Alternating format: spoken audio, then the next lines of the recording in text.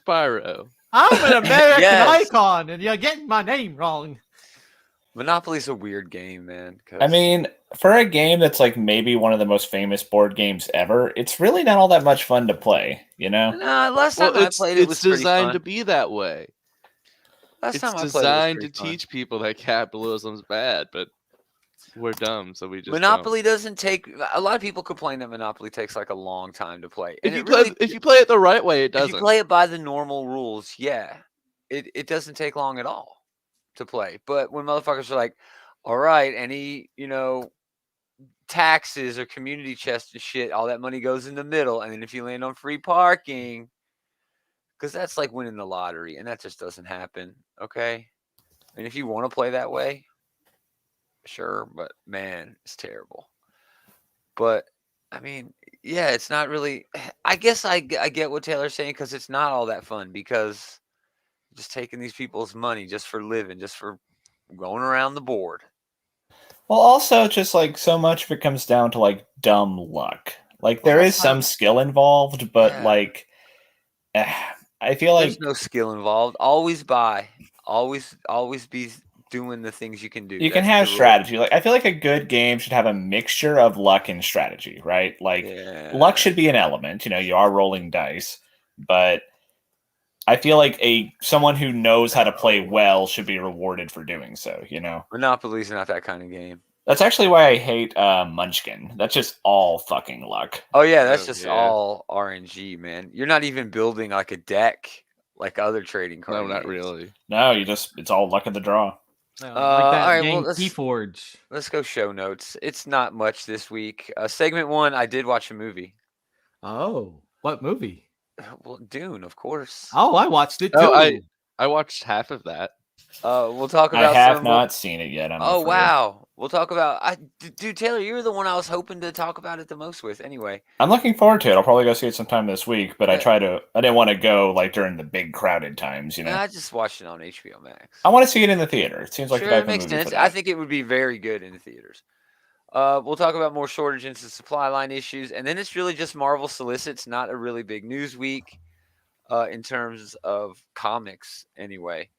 Oh, no, not at all. We got some fun food news, and then the Moment of Destruction is hot this week. Not a single comic, but damn, HasbroCon went on, and we're gonna look at we're gonna look at the toys that matter to the Moment of Destruction, and then top 3. Any other news, gentlemen? No. Nothing that I feel like talking about. Nothing pops in my head. I am now going to be the proud owner of a 27-inch long T-Rex that is painted up in the Dino Riders colors. Is that a euphemism? No, that's not. Sounds like it is to me. Everything to you is a euphemism. It's true. All right, let's get into this shit. What time is it? Oh, yeah, we're right on schedule, gentlemen. Right on time. Look at that. Whoa. Let's do the intro. I'm sorry. Hey, everybody, welcome to the podcast. Starting off great.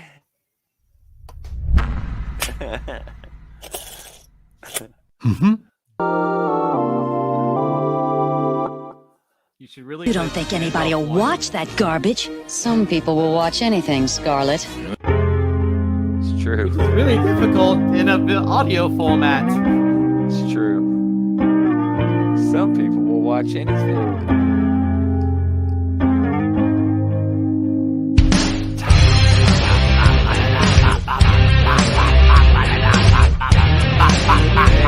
Backup vocals. Greetings, geeks. Welcome back. It's another episode of This Geek in Comics, Outright Geekery's comic book shit talk show. Shit talk show. Taylor here. How's it going, gentlemen? It's going all right, man. How's it going with you? Good. Watch Dune. I did too, sort of. It's good. Yeah, I watched about half of it last night, and I honestly blame it on not watching it in the theater, watching it at home because you fell asleep. HBO Max. Yeah, because I fell asleep halfway through. I wouldn't have been drinking as much if I'd have been at the theater. Halfway through this movie is like halfway through the 80s movie. Well, it depends on where you go to the theater, right? A lot of places do serve alcohol now. That's true. But yeah, it was the half I did see was pretty. It was okay. I It It felt was a kinda little slow. It's Yeah, been a it very wasn't long slow. time since I read Dune, but Yeah, me I too. do think that this is probably more along the lines of what happened in the book. This is a lot better.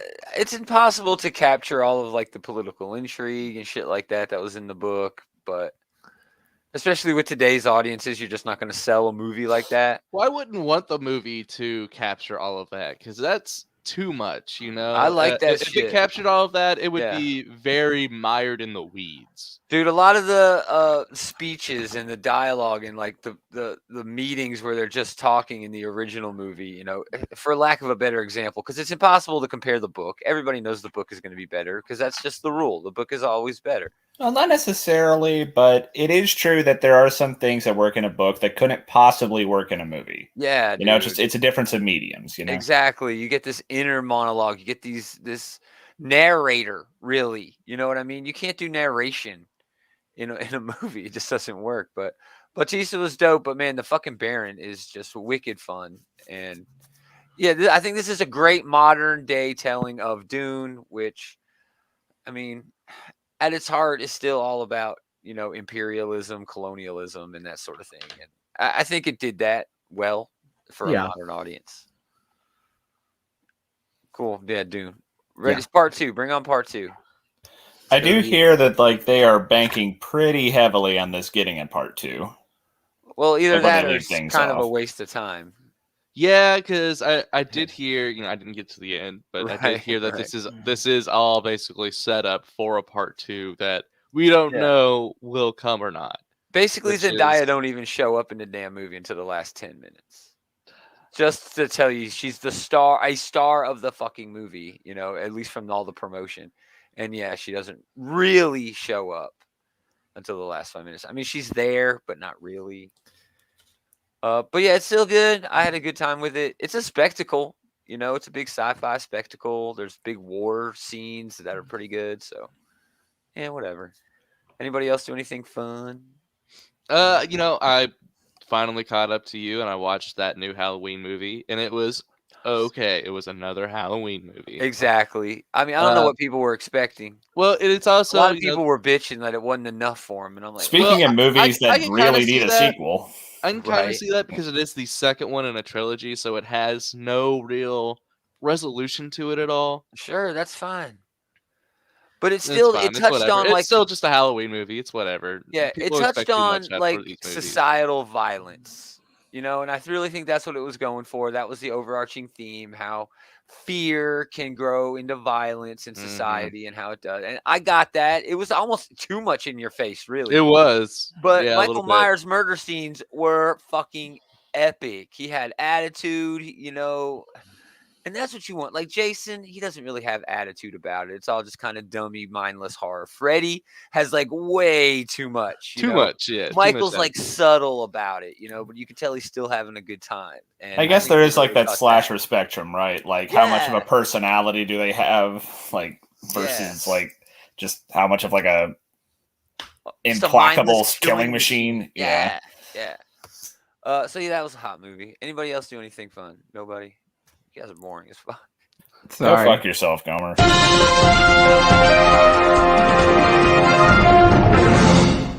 play D&D, but I do that every week. So Yeah, I know, right? All right, shortages and supply line issues continue to hit comics. This is from Bleeding Cool, but they're the only ones who are kind of reporting these because I think it's sort of in the weeds for comics. It's way inside baseball, and people might see problems, but I don't know. I don't know how any of that works. It's hard to say from the inside looking out. But BC reports that, all right, Penguin Random House first, all right, had a lot of damages and is now increasing packaging material, which they were not doing before, and they were not doing it before to save money. All right, so that's just one thing, all right, because that made pretty big news. Yeah, that was a big deal. Yeah, Penguin having some damage, that made some news. But another report now from Lunar has told comic book retailers that they can't bag and board high-tier books. Due to supply, this is a quote from them that they sent to shops. Due to a supply line issue and a paper shortage, We are currently unable to obtain the supplies to bag and board ratio variants. Now, if you don't know what a ratio variant is, That's like the 1 in 25 and all yeah, that. if you buy 25 copies of the normal variant cover, issues with the normal variant, just a regular variant, then you get this extra special, more rarer, whatever issue that has a different cover on it. And these can go up to, usually there's 1 in 100. In some occasions, there's 1 in 1,000. Remember, what was it? Action Comics 1000 had a 1 in 1,000 variant. And yeah. So yeah, Lunar is not going to bag and board those comics anymore, and that kind of sucks. Shops depend in a lot of cases on these ratioed variants because they can sell them at a premium, and a lot of times that premium will cover their entire comic book shipment for that week, just selling those variants at a higher, cost. So yeah, that sucks. That does suck. That does. Now, here's another hit for comics. Image Comics has sent a statement to retailers. As many of you are now undoubtedly aware, the current shipping delay, supply chain crunch, I can't believe that's what they're calling it, a crunch, and paper shortages are creating nationwide issues across many industries, and that impacts our industry too. I'm sure every publisher will have a different response to this crisis, but at Image, we're proactively streamlining our releases to reflect these circumstances starting now and for the foreseeable future. There will be no second printings of any title, no reprints from Image Comics. So That's you better be deal. like Yeah, you better hop on keeping a your book you want. pull list up to date. Especially from Image of all people. I feel like Yeah. they send out more second printings than anyone. They underprint a lot, but you understand why they underprint. They usually just print to order or a little bit above, just to make sure that they can cover what all the shops want without losing any money. And then if there's demand, then they can go back to the second printings. Sometimes second printings, can really help make a book be more popular because you're giving people an opportunity to pick it up at I cover mean, just look price. at like Stray Dogs recently. That book had Boom! like five reprintings, And it took advantage of a lot of things. Okay, Stray Dogs might be an outlier because it had that horror movie element. It had that amazing Bluth dog art on it, and they really went all in with the variant covers. Doing different horror variants and stuff. Yeah, the shipping, and it's not just comics. I mean, we're just focusing on comics, but yeah, shipping delays are nuts all over. I was talking about how departments of transportation across the country, like usually teams, like a crew, will work a job from beginning to completion.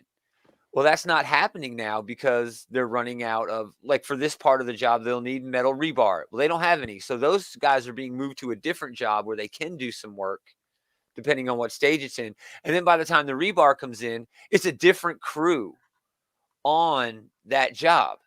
So any little issues that might have been there, and they're saying it could cause, problems with road construction.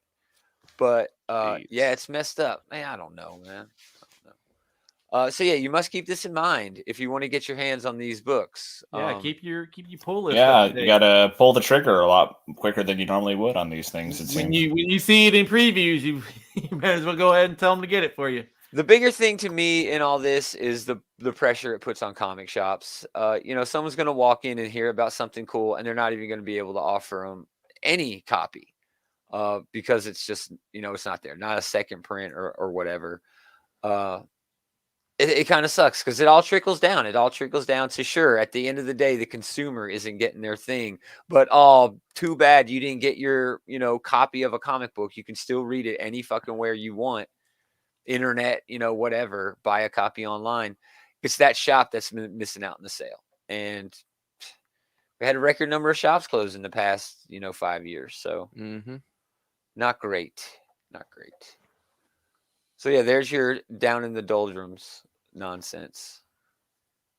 No Thanks for second bringing print. the podcast down. I don't buy second prints. Don't bring me down. Unless there's a Gomer. dope variant cover, which there isn't enough of for second printings. I don't buy second printings. I most often find myself getting second printings when people who are looking to buy the first printing issues as collectibles come up and clean the store out, Oh yeah. Yes. So it's often the case, right, where I didn't get there fast enough, so I rely on second printings if that's going to, happen at all. But you're not doing that with Image. Well, not for Image, but just for like But, yeah, in general. And I'm pretty sure there's plenty of people who do read Image are in that exact same boat that I'm talking about here. No, definitely. I'm saying though, is this a trend that is going to go into DC, and are you going to miss out on books? Well, I think that, well, That's this the definitely big problem. will I think keep it might going, be. yeah. If Image is doing this already, you got to kind of wonder what was DC. The DC and Marvel will probably follow suit later. DC's print runs are a whole lot smaller than Marvel. Well, yeah, DC DC's already slimmed overall. down its But- line quite a bit, and then a lot of its line are minis. They're not really ongoings anymore. Yeah. But So Marvel does a whole lot of variant covers. I mean, true, that just ups their print number. So does DC. DC does a fucking variant cover at least for every book they push. So that's double the shipment. And that's why they do that. They do that on purpose so that they can lower the cost of shipping. I mean, and we'll see it on tomorrow. I've already looked at the books coming out this week. The Image has really bumped up their variant covers too. You know, not just on debut titles, you know, on ongoing titles. So I don't know, man. It's going to be interesting to see moving forward if this crunch, as they put it eloquently, continues. So, all right, let's do some other news. It's basically all Marvel solicits from here on out. First, what's missing from the solicits? Savage Avengers is ending. well, I've heard that's been a fun book. So Yeah.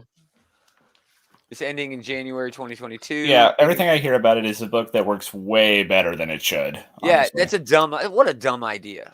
But yeah, I've heard it works really, really but hey, well. Gary Dugan's big time now, so he doesn't have doesn't have time. They probably got for- him working on something, you know, big for the later half of next year. Well, he has the reins for X-Men, so he's exactly. got to be working something big. Yeah, for I that. mean, when you're taking over the flagship title, you got to shed all these like auxiliary ones. Yeah, I mean, you're right. You're not wrong. Jason Aaron ain't working on, you know, too much, just working on Avengers. So, but also, and this is kind of a puzzler, Excalibur, Wolverine, but we'll get to that. That's an asterisk. X-Force and Sword are all missing from January. Well, 22 schedule. They're not. They're all just going on a hiatus because that's when the weekly Wolverine event is going on. The X Lives and X Deaths of Wolverine. That's in every other week, but it's 2 issues, so it is technically a weekly. It doesn't seem like it sometimes, but I guess there is a limit to how many X books they can put out in a fucking week. There's 3 or 4 next week. This week we got 1. Well, it's because there were supposed to be 2 other ones that were supposed to come out this week, but they got delayed. Yeah, I don't know why. That's just weird. I don't know why either. Yeah, but it's weird. But with Hickman leaving the House of X, you know, as head of X, changes might be coming to the overall line. It might be some of that paper issue that we were talking about earlier with Image. I mean, if there's going to be casualties of that, I would be devastated if Sword was one of them. That is easily one of the best ones they have going. How about this? How about Sword stops, but they roll it into more of an Iraqi book, where it's just about, you know, because that's basically what this whole arc looks to be. That we'll see the solicit tomorrow night on the preview show, but it looks like another Storm-centric issue, man. Well, Sword has been a really weird book. The closest thing that I could, you know, relate it to is Hickman's run on X-Men, where like every issue is kind of like a one-shot, where it's not really. Yeah, I mean, it's not really one cohesive story, but it's building up this universe. I can count on one hand the number of times we've had like the quote unquote core team actually like take a starring role in that book. I don't even know who the actual like core team is. I guess it was those like 6 who are part of the quote unquote like the 6 or like the 5 or whatever. Oh yeah, there's the 6. It's the 6. Yeah. But I mean, and they're great and all, but they've already replaced like 2 of those fucking members. Yeah, they did. Yeah, it's just fucking. And Peepers is on the team. Who? Peepers. I don't know. It's fun, but I agree with Adam. It does feel like it's more foundational. Like now, every issue is a brick in the wall. You know, it perhaps it has taken the role of Hickman's X-Men. Now that the X-Men book is more focused on like one team dealing with like a pretty wide range of adversaries, but you know, still like fixed adversaries. It's still more traditional comic booking. So yeah, maybe Sword is the lore dropper book nowadays, like I'm the back burner stuff. And hey, you know, as long as it's actually good, like X-Men was good, and like Sword has been good so far. I mean, hey, no problems for me. Yeah, but it's as long as we occasionally get an issue like that Manifold issue, then The Storm issue, the Storm issue was really good too, dope. but that Manifeld issue is probably the best book, the best like single issue I've read this year. Yeah, it was fantastic. Yeah, it's like almost like we're mad at the book for not being what we want it to be while we're loving it for what it is. It's like, no, I'm not going to do that. The big Daredevil event, Devil's Reign, is getting a whole bunch of tie-ins in January. By the time we get to, I don't have any of the screenies for this under the covers, but because there's so fucking many. But Devil's Reign number 3 will be out in January. Okay, it's a monthly event. Devil's Reign Superior 4. All right, that's by Zdarsky and Chichetto, actually. But Superior 4, number 1 of 3 by Zach Thomas and David Tinto. Luke Cage, City of Fire, number 2. Hocha Anderson and Ray Anthony Height. Devil's Reign X-Men, number 1, for some reason, by Gary Duggan and Phil Noto. Devil's Reign Winter Soldier by Colin Kelly with Jackson Lansing with Nico Leone doing the art. Villains for Hire, number 1. That actually looks really fun. And Woman Without Fear. Chip Zdarsky's actually writing that one. Rafael De La Torre is writing that. If you don't remember his name, he is the fill-in artist when Elena Casagrande is busy working on the next issue of Black Widow. Because issue number 13 of Black Widow actually has a new artist on it. But I don't know if Casagrande is the ongoing artist moving forward after the first 12, which would be a big bummer. It would be. She's definitely the number 1 reason to be picking up that book. Yeah, but Rafael De La Torre is not a slouch. You know, he's good. It's just hard when you're being compared to Elena Casagrande on a fucking monthly basis. You know, it's impossible to maintain that. But working on an Elektra book, I really am excited about that. But, man, I'm all in for the main series, but what the fuck? That is a lot. I mean, what the hell? It's just a Kingpin story. What is going on? What Gotta is have those going tie-ins, on? man. I guess they roped in everyone who's like based in New York at least part of the time. Is Winter Soldier based in New York? I mean, they're all based from in New York. It's been a while Yes. since we've had a Daredevil event. Let them splurge a little the bit. last one was shit. It And was. you're right, Shadowland was 5 years ago. terrible. Yeah, it was like 5 years ago. It's probably been longer than that. It's been probably longer like than that. 7 years ago. But I don't know. I'm still loving the Daredevil main series. It's wonderful, and I'm gonna get the event. But man, that's a lot of books. Just a couple more quicks from Marvel. She-Hulk number 1, Rainbow Royale and Roger Antonio. We didn't talk about this, did we? I don't think so. I don't think so. Jen Bartel is doing a variant cover along with Adam Hughes, which is a chef's kiss of a fucking cover. That smile. Yeah. It's nice to see She-Hulk go back to, status Dude, that's quo. exactly what I have in my notes. I mean, it's cool obviously, seeing her get back to her roots here. I don't know this creative team very well, but this is a character where, I'll definitely give it a shot. Oh, for sure. The best character ever is back in her own series and about to glam up the whole Marvel Universe. Jennifer Walters, a.k.a. the sensational She-Hulk. I mean, they really made a note of putting that in there, not the Savage She-Hulk, which is what we have now over at Avengers with Aaron. So no more not that it's gray been She-Hulk. bad. It's just bad to put the toys back in the box. It's time to put them away. And especially with the show in the works, they were probably in a rush. Notes too. Yeah, they were definitely in a rush to get her back to the version of the character, or at least much closer to the version of the character we're going to see in that show. At least to have something on shelves that's going to match what folks are seeing on the screen. Definitely. What else does it have? She's no longer Savage and needs to put her life back together. She's got a career to rebuild, friends to reconnect with, and maybe represent in a court of law.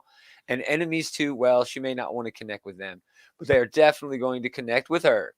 And the last page of this first issue is going to send Jen down a road she's never traveled, and that will shake up her life and possibly the whole Marvel universe. Bum bum bum. She's having a baby. Dude, that would be rad. I would fucking love that. I would love that.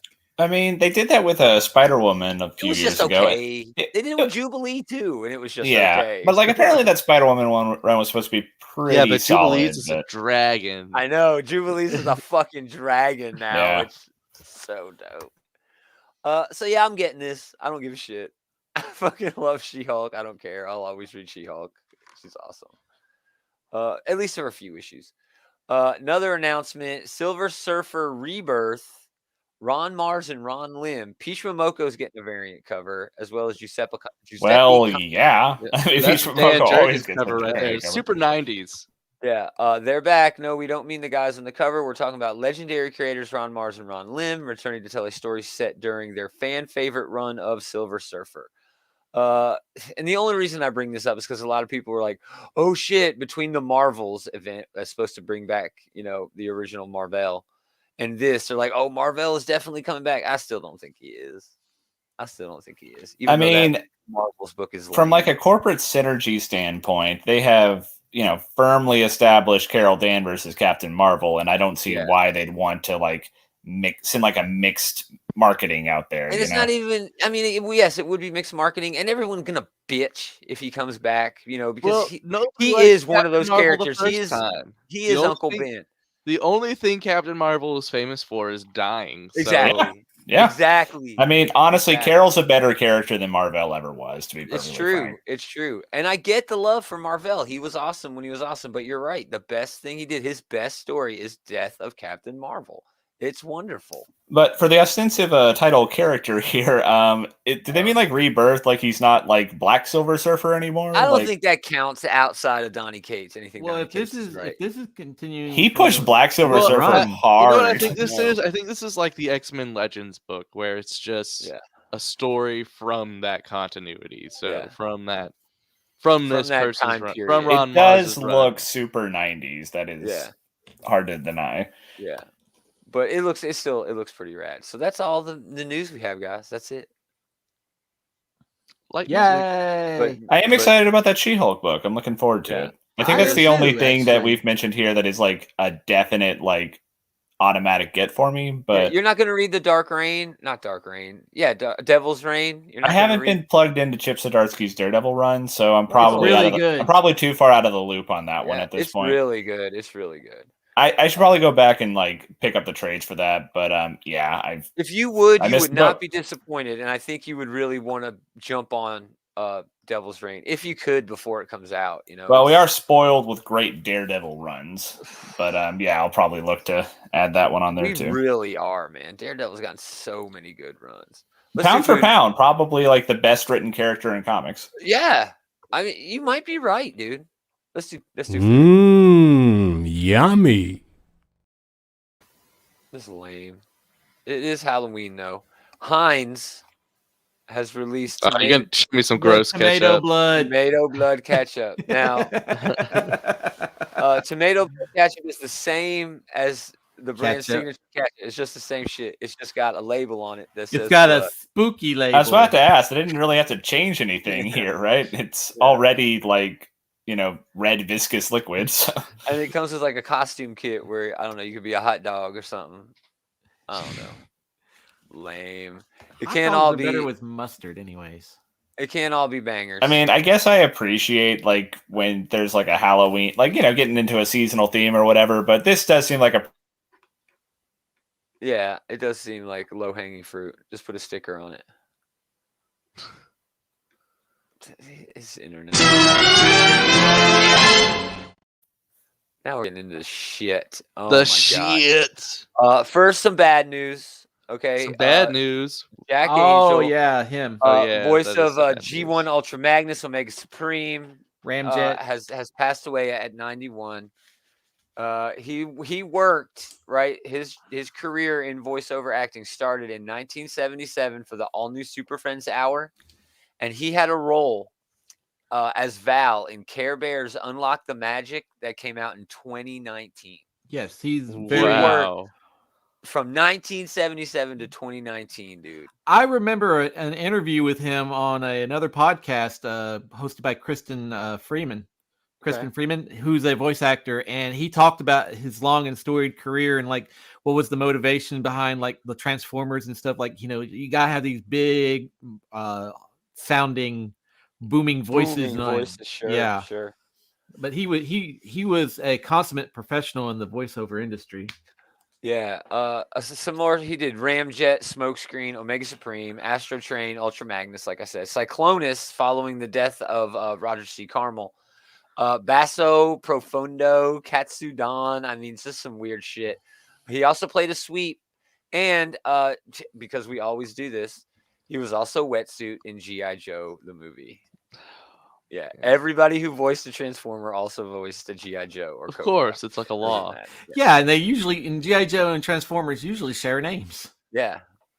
All right, HasCon was this weekend. Okay, there were plenty of stuff for TF fans and Joe fans, but fucking G.I. Joe fucking killed it. There was Power Rangers, there was Marvel, there was Star Wars, but we're not talking about any of that except for the TF and Joe. Ooh. Behold looks pretty. Galvatron. He is fucking beautiful. He's the companion pack, $57.99. This is just from the Transformers the movie. This is the Galvatron. He doesn't come with the stand, but he comes with all these little tiny peripherals that are just perfect. Not really for this figure, this Galvatron figure. This Galvatron figure basically is something that the folks who bought Unicron are going to want. You know what I mean? Even this still, is after that he is gets reformatted. that is still a gorgeous Galvatron. It really is. It is. I don't even collect Transformers figures, and even I'm pretty impressed by this. I'm loving it. It's got like a Tron aesthetic. Well, it's got the aesthetic from when he was being created. When the reformatting. Yes, the reformatting from Megatron to Galvatron, and it just works. All right. The rest of these are all out of the Legacy series, which I'm sorry is fucking lame. The coolest part about it is the guns. We're gonna start off with the Optimus Prime. And now that's like the Armada Prime, ain't it? A little bit. Yeah. He's an oil tanker. Is that Armada? I don't remember that. The alternate mode may be a little bit different, but he has the characteristics of being like the Prime from like the Armada series. Yeah. I kind of do dig the base. I think that's fun. You know, the trailer turning into a base. That's old school, and they don't do it enough. But again, with this whole series, the coolest part are the weapons. All these weapons will fit in for any Transformer from anything. I mean, yeah, that is a really cool sword and shield. That is a dope sword and shield, and they've all got that. Here's the skids. Skids is $22.99. Oh man, I do like this skids. I don't mind it. There's not enough skids figures out there. Yo, you're right. There are not enough skids, but man, this is just kind of lame to me, dude. It is. I mean, it is just a normal skids figure. Yeah, but... it's just a normal. Oh, sorry, that's the Prime again. What else do you expect from skids? I don't know. But it is a very, very basic. Don't let the disappointment of the Optimus Prime, overshadow skids. Negative, yeah. Right. All right, here's one of the more interesting releases. $22.99. Ooh, drag strip. It is drag strip. I like him. What the fuck, Minosaur? There has been some teases of what the next waves of these are going to be, and Motor Master is supposed to be in one of the waves. So are we fine? Is Hasbro finally growing some balls and giving us a combiner? Maybe. Is it this line? I would that get we're gonna that. get it? I would get that. Maybe one it's been a while since we've gotten some combiners. I think the Dinobots were the last combiners they gave us. They were in that last series, yeah. Was that even a Hasbro licensed series? Yeah, that was the Combiner Wars. Volcanicus, yeah. That was way out of my price range. But he looks great. He looks wonderful. One of the most compelling ones for me. All right, this RC. I hate this change to RC as a character. But this is the RC from Prime. Exactly. Yeah. But man, I love this bike sculpt, dude. Oh, I just love the look of this sculpt on that alt mode. I don't know what it is. It is a beautiful sculpt. If you're a fan of the Prime series, you'll like this. Yeah. And speaking of Prime series, ain't there another one from the Prime series? Another what, RC? No, another Transformer that was in the Prime series, or released in the animated series. Another Transformer what, bike? No, another Transformer from like the Transformers animated and Transformers Prime. I don't know, dude. I'm Bulkhead. not sure I understand. Isn't Bulkhead in this wave? Bulkhead is in this wave. He's coming. Yeah. Yeah, Bulkhead's coming. Be patient, David. Yeah. Jesus. Kickback. I like Kickback. Yeah, probably a perfect figure right here. Just great detail. Beautiful fucking. Those wings are awesome. Yeah, those wings that come off and can be used are I like the detail on the silver wings because they actually look like the vein structures of an actual grasshopper. Yeah. I mean, they're really pulling off a great sculpt with that. And yes, there is Bulkhead. Probably the best bulkhead sculpt on either the robot mode or the alt mode. That is not saying much. As far as toys go, bulkhead has always been kind of dumb. Well, he's from Prime, so Yeah, he's more important to people who are fans of the Prime series. Yeah, he's in a more niche kind of group. But that is a wonderful truck mode. I love that alt mode. It is quite good. But his robot mode leaves something to be desired, but it works. You know, he's always had that big pot chest, what they call it, barrel sort of chest. He's usually been like a pot belly kind of deal. Yeah, very round. There were more teases from this line, and yes, like almost all the Stunticons, an Energon monster, which is kind of unique. I'm anxious to see that. G-Axis. G-Axis really is teased for this line, and a Metroplex, which I'm keeping my eyes out for. If it's a good sculpt, dude, I love me some fucking Metroplex. You know, there hasn't been a good one that I can afford. So when you say Energon monster, I don't know. There's no pictures. Are you talking like maybe the one from like Calling All Primitives or something? I have no clue. All I did was see the article, and they were teasing, you know, that shit. So, sort of a middle of the road start to this line. I think it's got some potential, but overall disappointing. Besides that Galvatron. Hey, that Galvatron looks awesome, even though I probably won't get him because if I had Unicron, I would definitely get him. You know, because it would be just a great, you know, sort of. It would be so toyetic. It'd be so much fun to play with that. But that kickback and that skids, if I see them, I'll get them. Yeah, kickback definitely. If kickback's at a decent price, you know, I think he's going for 23. That's not bad at all. Definitely drag strip. I'm really interested in drag strip. I wish they would just, you know, shit or get off the pot and let us know. Yes, it's going to be a Gestalt. They're going to be combiners. Get all of the Stunticons you can fucking find because they're definitely going to go up in value, and you're going to have a lot. Well, you'll know once you see the directions to this one because if it does combine, it'll tell you in the direction. Well, if it doesn't, that is a big kick in the balls. Yep. I don't want it if it's not going to combine. All right, now this is where. All right, no offense to Power Rangers fans, Star Wars, a little bit of offense. There was shit for Star Wars at this con this weekend. Okay. There was some good stuff coming from Marvel, but one cool Wolverine figure, and it's just because he comes with the picture of Jean and Scott, you know. Yeah, it's like they made a figure of the meme. They made a figure of the meme, yeah. But it wasn't even finished pictures, you know. It wasn't finished models. It was just mock-ups or whatever. But dude, G.I. Joe Classified fucking come out swinging. All right. They started with Crocmaster and Fiona. They started with Crocmaster and Fiona. And that is just fucking dope. I'm not getting it. That's pretty cool. I'm not getting it. I'm not a big enough fan. Do you know what your safe word is? They did show off a dope Storm Shadow. That is pretty sweet. Yeah, it's a great Storm Shadow. It's all about the peripherals. Very muscular. With Classified. Yeah. His muscle is a little bit of life fail going on there. But the one I put my pre-order in for already, Spirit. He does come with Freedom, the Eagle, and the Eagle is articulated. I think it's 3 or 5 points of articulation, including the head. And man, he comes with the sniper rifle. There's no fucking fringe. There's no fucking buckskin. You know, they're not being all stupid. Yeah, I'm stoked. I mean, the minute everything went live, I went and got my pre-order in for that. And Jeffrey Vareggi, you know, fan favorite around here, comic book artist, you know, cover artist, is doing the box art, and that's just amazing. I love it. That is some great art, yeah. And yeah, those are all available everywhere. Okay, Crocmaster, Storm Shadow, and Spirit.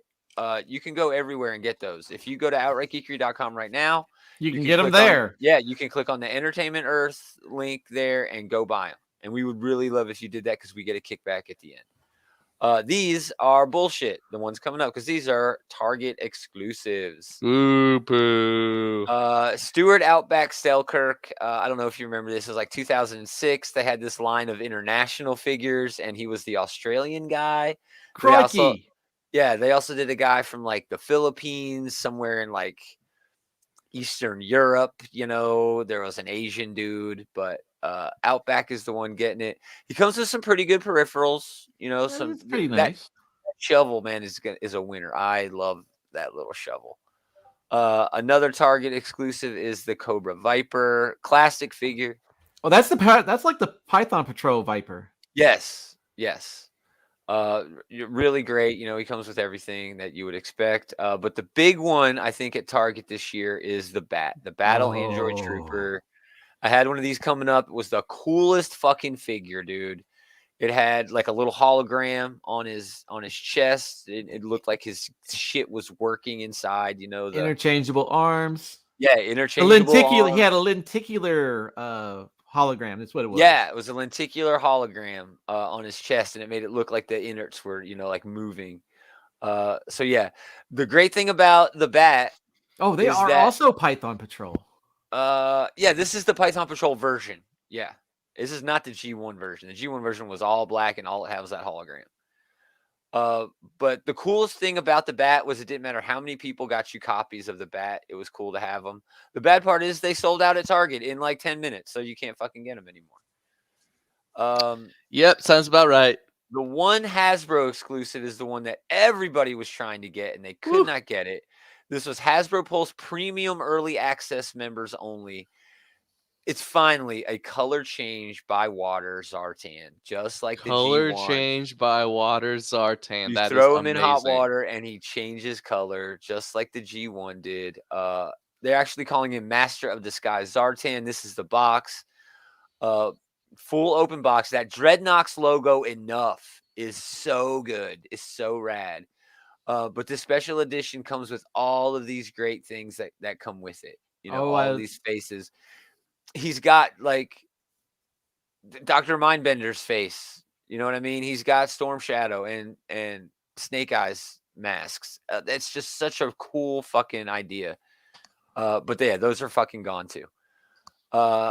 So Croc Master's hot, but yeah, how is Croc he doing Master. this? Look, we can get Taylor in here twice. Oh, that's weird. That is weird. I'm gonna remove that from there. Not rude, weird, but whatever. Yeah, that's weird.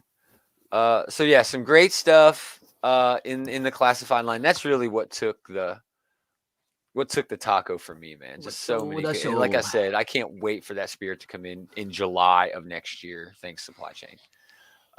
They did have and this was already previously announced they were going to do it, but the what's that fucking monster from Star Wars? The Rancor? Yeah, they got the Rancor coming from HasLab. But the G.I. Joe HasLab this year is the Air Striker. Sky Striker. Oh, Sky Striker. Oh, yeah. Yeah, not a bad piece. Really steeped in nostalgia. It does not fit. It's not to scale with the classified figures. It comes with its own 2 little figures. $229.99. You would think for $229.99 that they would scale it to the classified. Dude, that'd be so huge, dude. It'd be such a giant piece of a toy, man. But it does come with some great things, customizable weapons, cool blast effects. I'm a big fan of the blast effects. He's firing all his missiles at once. Cloth, parachutes that come with 2 little figures, including the co-pilot that was not released in the original. I had an original. It's got 2 levers on it, one for the landing gear and one for the wings that open close. I don't have the sticker sheet. It comes with like a sticker sheet, dude, with like like the classic stickers. Yeah, the classic stickers. So and that classic artwork. Yeah. Right behind the wings where the engines go, it's got little covers on it that expose the engine. That's kind of neat. But yeah, it's basically the 80s sculpt for this piece, and I'm not getting it. It's a little out of my price range for such a weak piece, because you're right. It feeds off nostalgia, but it not being in scale with the classified shit is kind of disappointing. I want some classified scale vehicles. So essentially, this is the 3.75 figure. 3.75, I think, is what they were. Yeah. 3 3/4. Yeah. So yeah, this is the 3 3/4 stuff. Just not for me, man. When that's all we had back in the day, it was cool. But Can you imagine? I got one right here.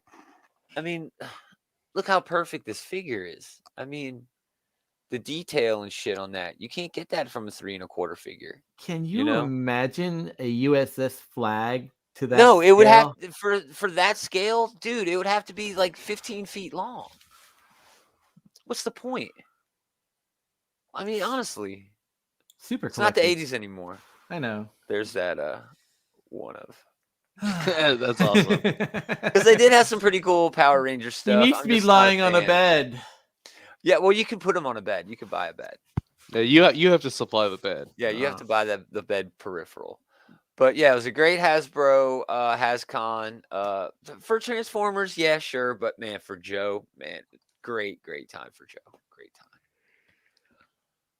Awesome. You gonna pre-order anything? No, I'm not. I'm not. I don't get the GI Joes, so sorry. I already did. I got that spirit on the way. Let's do top 3. Get Taylor talk.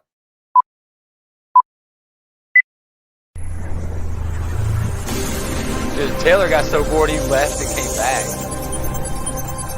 Like, no, I feel like I'm enjoying the show here. I like watching you guys talk about your passions and everything. Yeah.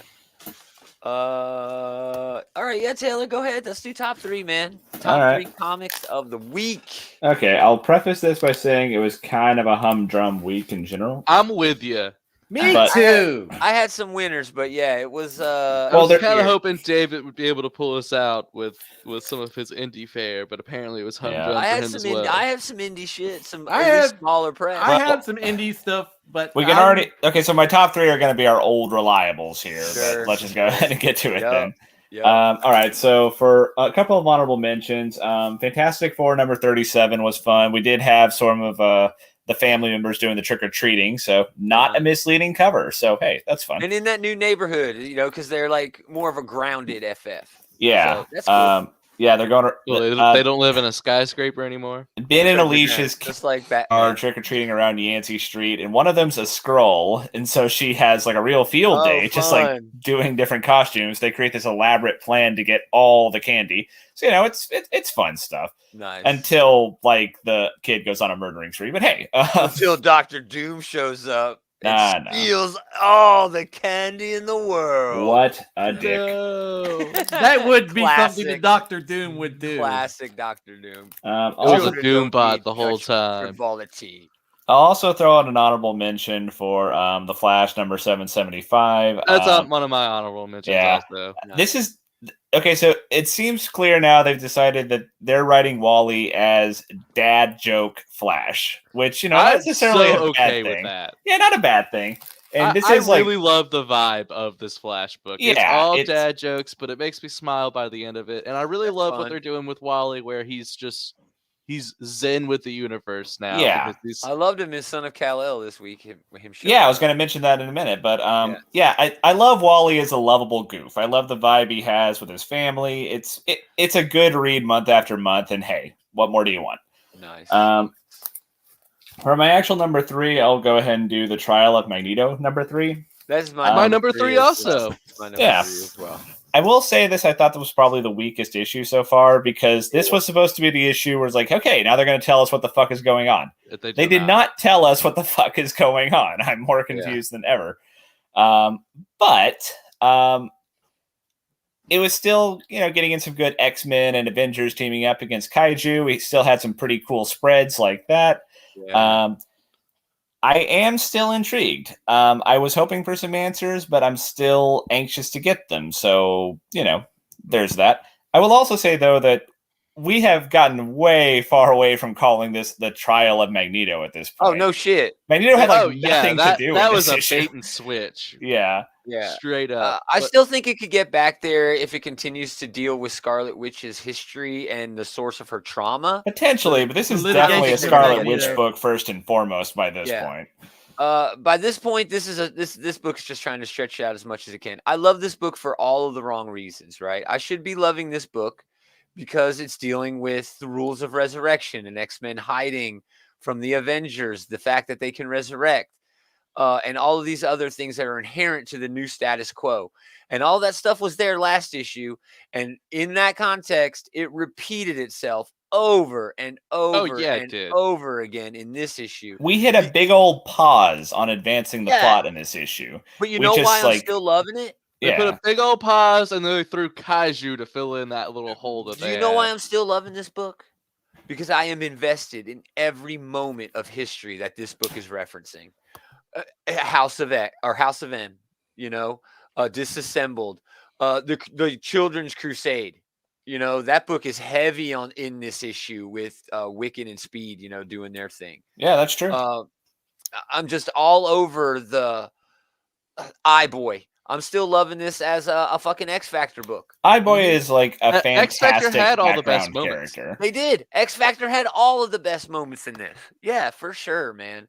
I don't know. This book's trying my patience. That's what I have in my notes. This book is trying my patience. But yeah, it's still my number 3. Yeah, it would have been higher on my list if, like, you know, start telling us what the fuck is going on. Yeah. You've teased this out long enough. Yeah, but I mean, Leia Williams, Lucas Wernick are awesome on this, but David Messina was helping with the art, and you could tell. You could tell when he was doing his parts. And I'm sorry, dude. This fucking ending. Are you fucking kidding me? This is so. I don't give a shit. What? That's dumb as hell, dude. That's just stupid. That's Granny You don't like goodness.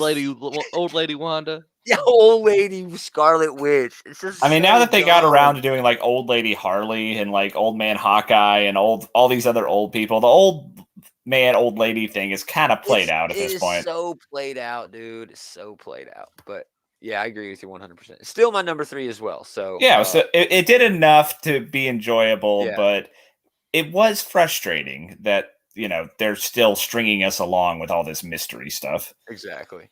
I'll mention an honorable mention. Not All Robots, number 3, Mark Russell, Mike Diodato. Fantastic book. It's still all Mark Russell doing what Mark Russell does best, injecting social commentary into amazing fiction.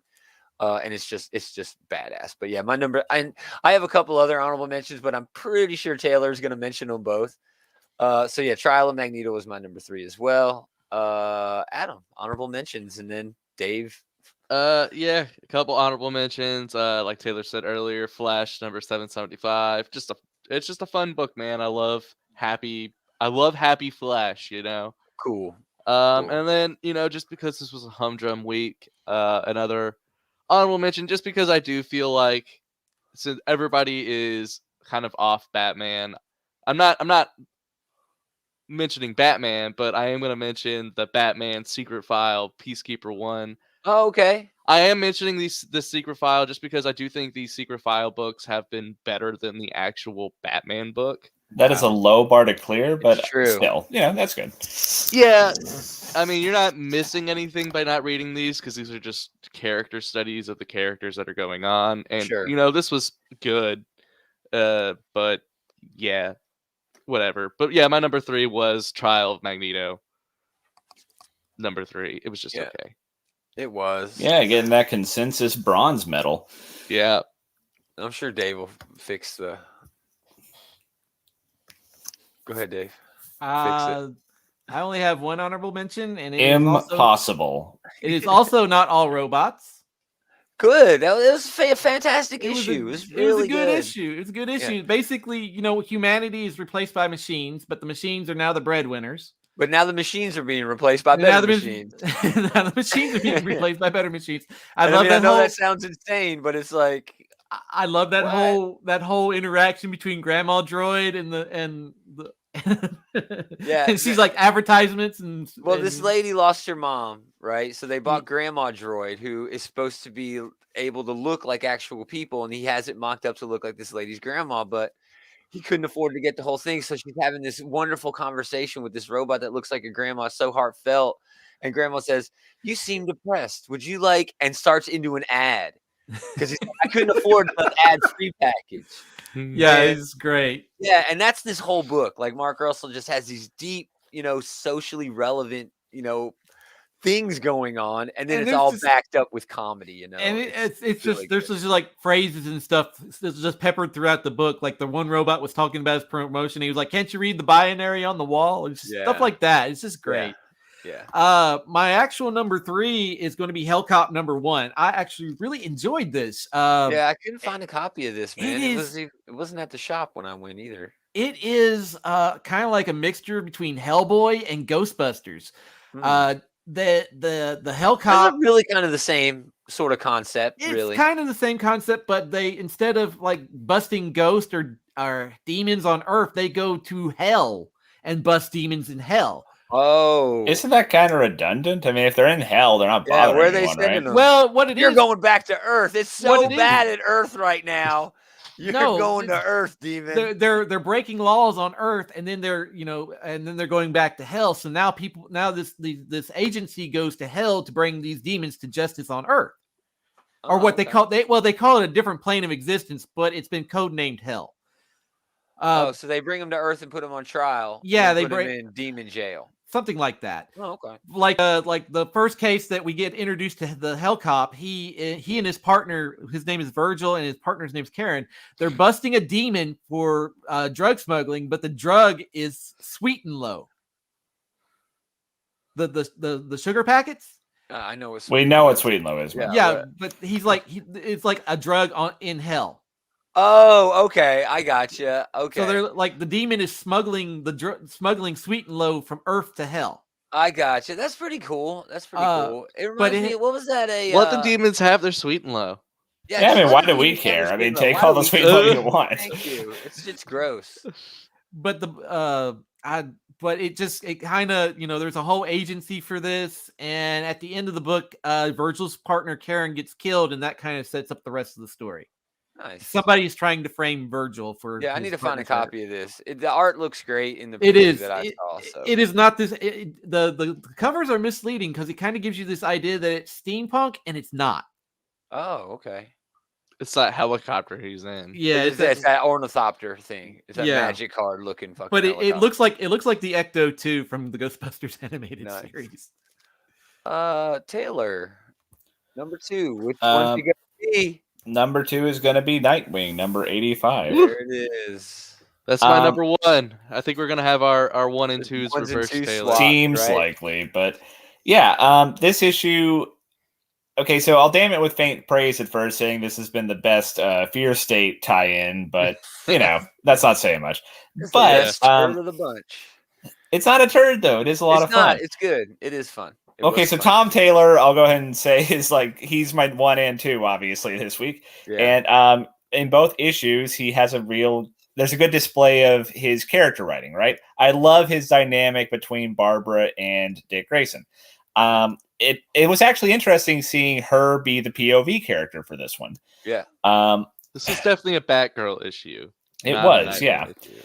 I really liked the way that he kind of got meta on us, talking about how Barbara got fridged, how in the story where she got paralyzed, it wasn't even about her. Yeah. And I did how she is having this inner turmoil about how she had gone through all this trouble to build herself back up and build this whole system around to aid the Bat family, save the world and all that, and how someone's taking it away from her. And I think he does a good job mapping out that conflict for her as we're going through it. So yeah, this is really a lot of fun. The artwork, you always missed Bruno Redondo when he's not drawing it. But this is still good stuff. Yeah, I like the fear toxin fight scene, especially. It was some pretty good artwork. It was Robbie Rodriguez doing the art on this one. Ooh, I like Robbie Rodriguez. Yeah, he's fine. I didn't have a problem with this issue at all. It's just, I'm sorry, both issues of the Fear State tie-in for Nightwing have paled in comparison to the rest of Tom Taylor's work on the series. It's Fear bad. State is definitely dragging Nightwing down. It is. It's a but, bad thing. It's dragging it down from an A to a B, though. No, you're not wrong, but I'm not going to give it. I can't say that I'm really enjoying this when I know I could be enjoying the Bloodhaven and that stuff, which I just am loving so much more. They're still finding a way to progress both of these characters' stories. Yeah. They even with this Fear State going on, they actually capitalized on the romantic subplot that they've been building up. Right, and I'm not knocking it for what it is. I'm knocking it for what it ain't, and I know that's not fair, but it's hard for me to. It's hard for me to overlook a fucking Batman event Come on, And then stop. just one last little thing. Speaking of character moments, I like Robin at the very end there, just being like, finally. Yeah, Robin was this great is in this. this He has was been like wonderful. the only like source of Tim Drake that I can remember reading in the last several years, and Yeah, it's good to see that he's doing well with that character as well. yeah. Excellent choice. Oh, is it me? Yeah. Number Indeed. 2. This is my Incredible Hulk or my whatever. Immortal Hulk, you Yeah, bastard. Immortal Hulk. Oh, actually, kind of looks like it there. Yeah, Bermuda number 4, John Layman, Nick Bradshaw. It's the last issue of this series, but man, I want more. And when a series, just a 4-issue miniseries can leave you wanting more. It's really important for me to mention Len O'Grady's colors here too. They're so great. There's a whole lot more of this universe to look after. It's basically just a portal story and a big adventure. Kids fall into a portal and they go to a mysterious land and they have an awesome adventure. It's fucking just great.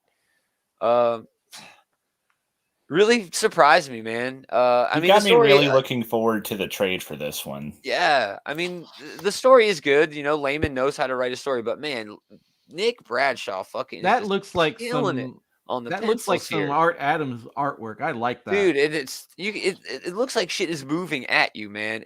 Everything is just perfectly done. Yeah, especially I like that like the art is like extending past the border there. That's a really good touch. Yes. So well done. Just a master. I mean, it's a comic book reader's comic book, I think. It's one of those where the design, the sequential art, just everything flows so nicely together. So, yeah, Bermuda number 4 is my number 2. That wraps the series, but hopefully we'll get a little bit more of that down the road. Cool. Adam, number 2. Number 2. My number 2 was Superman, Son of Kal-El, number 4. And that's my number 1. Awesome. Yeah. Tom Taylor, yeah, he's just killing it. The first half of this is just the Kent house blowing up. And you see John Superman borrowing a little bit from Flash in the 90s. A little bit. You see John deal with it in his little super speed time. But it's just Tom Taylor killing it with family dynamics. I really love how John's relationship with his grandparents and how they're totally cool with their house blowing up. Somebody will rebuild it. It'll be all right. Yeah. And then this is just it's woke Superman. I love how John deals with situations. There's plenty of moments here where in a normal superhero comic, you would have some really big super fights that would take up, whole issues. But John stops it and he deals with situations by talking things through. Yeah. It's very nice. And then I like Wally showing up in here and being yeah, like, that hey, was a great touch. I like that as well. I know what it's like dealing with a legacy. Yeah, that was a really good take that Tom Taylor had. Like, oh yeah, they would have like that thing in common between them there, and that was a great thing to include. But yeah, I really enjoy the way he's writing John, especially, and yeah, I'm enjoying this little cast of characters that he's building up around him. Those 2 new characters that you didn't know who they were, Aerie and the other one who was carrying them, that's from his Suicide Squad run. I did not know that was a team he introduced called the Revolutionaries, who were basically the SJW version of the Suicide Squad. They were eco and political terrorists, basically, who did the good stuff. You would really like that run as well. That was the same team. I mean, this is on my honorable mentions. I didn't really have a problem with this. It just, I don't know. It was missing a little bit of something that the previous 3 issues had. I would say this doesn't really progress plot very much. Yeah, it does have the villain meet up with the hero, which I will point out that like that Gamora dude got big Lex Luthor vibes, dude. And I guess I was about to say he had one of the best shit-eating grins I've seen on a villain in a really long time. Luthor, in DC Comics, since Lex Luthor got the best shit-eating grin of any villain ever, dude. And that dude gave me big Lex Luthor vibes, and maybe that was on purpose, but still, yeah, fantastic issue. Great choice. Big D. All right. My number 2 pick is going to be Fight Girls number 4. Not for the story, but just for the art. We get down to the final two contestants. Like them girls in their short shorts. Yeah, huh? don't talk about the story. Yeah, it's just girls in short shorts fighting off the monsters. No, they're not fighting off the monsters. They're fighting each other they're fighting each other finally. It's the final two contestants in this challenge, and whoever wins becomes the queen. Queen of the world. But it's just, it is just Frank Cho, just drawing out this beautiful, fight sequence. And they're like, it's camera switching angles and all this. And there's commentary on it. And then the story gets to the point where, like, the guy that's been investigating Blackwater is killed. And now they're trying to figure out what, they're sending people to find what's happened to him, why he hasn't. Well, we as the reader know the story is terrible. Yeah, the story is terrible, but there's a twist in it. Yeah, there's a twist at the end, and but did the twist make the story not terrible? No, maybe. I don't think it does. Was that the twist? It turned good. It does not. It's just. But it's that show art, man. You're right. It's Cho's art, and it's just these girls are beating the hell out of each other to become queen. And okay, choice. That's just AWA. It's the third week in a row I think we've picked AWA for something, so good on them. Now it comes to me, I think. Taylor. I'm spent. My number one was Superman. Superman, Son of Kal-El, fantastic series.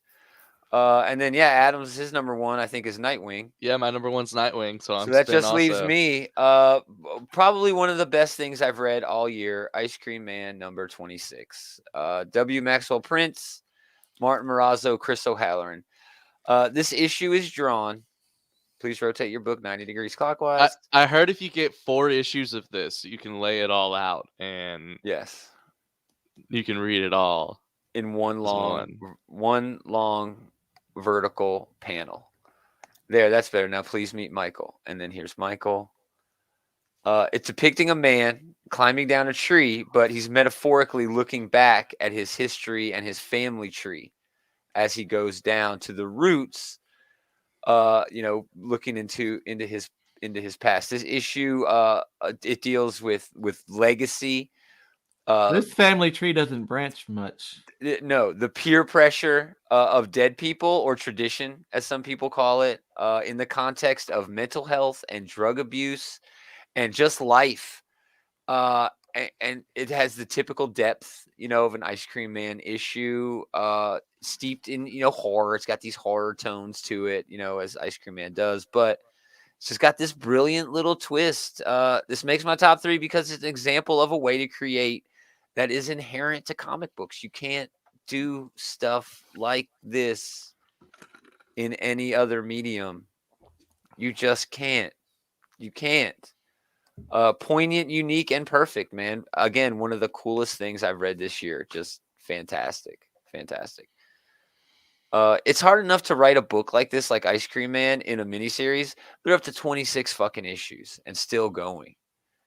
They definitely have a following. Yeah, it's such a good book, and I adore it. So that's it. It's kind of a light week. Next week is so much. I think we got David's number one still. Yeah, you haven't got my number one. Oh, do we? Oh, go ahead. What was it? He's already getting ready to shit on it. I was gonna shut the show down. I was. That's the biggest Sorry, shit Dave. of all. Oh gosh, this is a surprise. Thor number 18. Oh wow, really? You're shitting me. No. Did you read it, Taylor? No, I jumped off this book forever ago. Is this the War of the Hammers or something? Or no, this is where Thor has lost Mjolnir, and he goes to Loki to ask Loki to help him, and Loki turns him down. But he says, then Loki, during this whole monologue, Loki comes up with an idea to help Thor out, and basically guess. I want to guess. I know. He goes to Frog. Or Frog Thor. Frog Thor. And it's basically Frog Thor has put together an Ocean's 11 because he already knows that the Mjolnir is missing. He gets Odin's ravens. He gets Lockjaw. He gets bats from Doctor Strange. And he has assembled like an Ocean's 11 team to go find Mjolnir. With animal companions. With the Animal Avengers. Dude, this sounds fucking dope. And it is. And Donnie Cates, right? Donnie Cates wrote it. motherfucker. I told you this issue was going to be hot. That cover, that Frog Thor cover. Man, I should have picked that up. Riding that way. He's riding that way. I was this close from his appearance in Loki. Yeah, that's fun. Yeah, because I heard this starts like the something hammers. He's the god of hammers, right? Like Mjolnir. I the same way like Blake, like was almost like a villain, a turned Thor villain in this run. Mjolnir in this next upcoming arc is supposed to turn villain against Thor. Like the sentient hammer is going to be fighting back against his master. I mean, that sounds weird, but wow. I mean, I've been off of this Thor series for a little bit, so I'm not sure what's going on. But Frog Thor does talk about beating Donald Blake. Yeah, he's like, I defeated the imposter. Maybe it's the god of hammers, is what they're calling it, because it sounds a lot like what he did in that shit with the sword. Remember that Kate's book with the sword? Valtrex was the name of the sword or whatever. God Country. Yeah. It's fucking rad book. Potential there, I guess, but no, but yeah, it was really well done, and I actually thought you guys were going to pick it up, so I picked it up. Wow, I should have, dude. Yeah. So we could talk about it. But no shit. I mean, like, I didn't get a copy of that United States of Captain America. It was actually out when I got there. So I had a copy. It was just all right. It ended, the way you thought it would. It was out by the time I got there. I probably it had a great shot of Bucky in his shiny ass Captain America suit. He finally puts it on in the issue, and it had this great like landscape panel, 2-page spread of all of the Captains America fighting, all the guys. But it ended like it wasn't that big of a deal. The ending, they just sort of caught what's that evil fucker's name, the evil of all evils or whatever the fuck. Hate monger. Yeah, hate monger. They caught him basically like with a fucking Ghostbusters. The power trap. Of love. Yeah, basically a Ghostbusters trap is fucking weird. It did have this cool angle where they were going to like hypnotize people using the shield. So anytime anyone sees the American flag, it'll mean hate or whatever. And I was like, oh, wow, that's, he's talking to us, there. So it was pretty cool. But I don't know, something happened to that book, from the time that they started promoting it to the time where it finished, where it kind of just lost all of its steam. Yeah, I don't know what happened. I don't know if it just didn't do what I thought it was going to do, but it was still a solid representation and a cool take on. Nothing beats that first issue where Steve Rogers is having that speech talking shit on America, while talking it up at the same time. It's fucking wonderful. But anyway, thanks for hanging out, everybody. What am I doing? Keep coming back. We got OutrightGeeker.com. Go there. We got all kinds of shit, including the comic book bullies. They're going to be recording tonight. Big Willie is doing shit all throughout the week. I did learn. You got a confirmation. Got confirmation. Check us out on Patreon, OutrightGeeker.com/Patreon. Give us $1, just a tip. We'll be back tomorrow night to do the preview show, my favorite show of the week, where we talk about all the books coming out. And holy shit, it is a lot of books. A lot of books dropping. We got to make up for this week. Man, some of the books that were solicited for last week are resolicited for this week. What's his name? Who does Spawn? Todd McFarlane. He didn't let Gunslinger Spawn go to sale, even though all the shops have it, because one variant cover was not shipped. Was not shipped because of supply issues. One variant cover. Yeah, so Ant didn't ship either. Ant #1, I have no idea why. But a lot of big problems. But anyway, we're going to talk about those books tomorrow. Again, thanks everybody for listening, but most of all, thanks to these jokers for hanging out with this joker. Always a pleasure. We're going to do it again next time. Same geek time, same geek channel. Beep, beep, beep, beep. I don't know if I had a delay, but your mouth did not match his words. It did. At all. Perfect. Perfect. I doubt it. I'm like a ventriloquist. Or a